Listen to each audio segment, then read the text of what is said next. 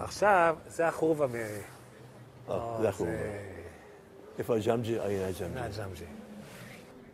הג'אמג'י. השוחט היה פה, ופה היה אחת היה מחבוד, שתי חנויות היו של ממתקים. מול רחוב היהודים. רחוב היהודים היה אחד, ופה היה עוד אחד, שמוכרים... פיצוחים. פיצוחים.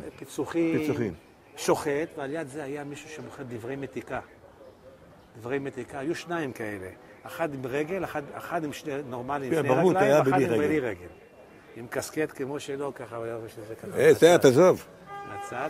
ופה מול, פה, היה חמלה מלן. מה זה חמלה מלן? אתם יודעים מה זה? מאיפה? חמלה מלן, תסביר לה מה זה חמלה מלן. חמלה מלן זה למעשה... זה מין ירק כמו... איך נקרא? איך אני אסביר מה זה חמלה מלן?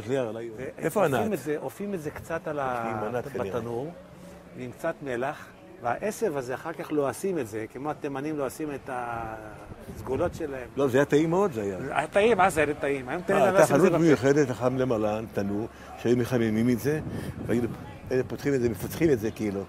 זה היה טעים מאוד. מהתרמיל ככה, לפתוח את זה, זה היה טעים. מה זה היה? מעדן זה היה.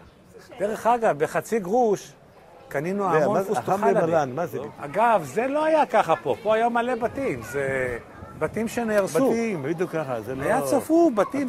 אתה לא ראית מכאן את החור. כנראה שגם הכוך הזה שפה, נמשך פה, אני לא יודע, אף פעם לא ראינו את הצד הזה. אתה מכאן לעולם לא ראית את החורבה. מעולם לא ראיתי את החורבה מהצד הזה. אגב, מעניין, כל בתי הכנסת, גם החורבה וגם בתי הכנסת, תפארת ישראל, ניסנבק, יש 12 חלונות, כפי שכתוב בקבלה, שבית כנסת צריך להיות בנוי עם 12 חלונות.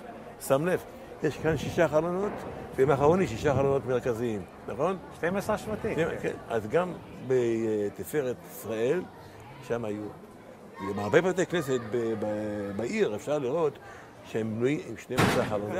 החורבה הזאת, זה מזכיר לנו את החורבה. הנה כל הבתים שבעצם... כל הבתים שהיו... שהיום הם לא קיימים, ולא הגענו אף פעם לצד הזה. לא יכולת להגיע. דבר מעניין שאני אמרתי לאהרון הבוקר, את רואה את זה? פה את רואה את הכוך לבין האבנים. זה בשבילי היה... היה יפה. כשאני רואה את זה, זה ודאי יותר טוב והרבה יותר מקצועי. חסר לי הכוך כאן יש שרשרת. אם את לא יודעים אם רואים את זה. הנה רואים, הנה השרשרת. השרשרת הזאת היא מהמרכז. בתור ילד פעם אחת הצלחתי לטפס עד חצי גג עם השרשרת. רציתי לראות איך זה, אבל לא הלכתי הלאה וירדתי חזרה. הייתי עם חבר שלי משער רוזנטל. כמובן, זה כאן בנוי, עכשיו זה בנוי כולו מעץ מסביב. כאן זה חלק מעץ וחלק זה נדמה לי ביטון. אבל עץ היה כבר רעוע, אז לא הלכו על העצים. פה, מה שלי זכור, חלק עץ וחלק היה מין חצץ כזה, כנראה זה היה פתאום רעוע כבר, דברים שכבר נשברו, לא הייתה תחזוקה מי יודע מה. לא? כן, זה... לא, מה?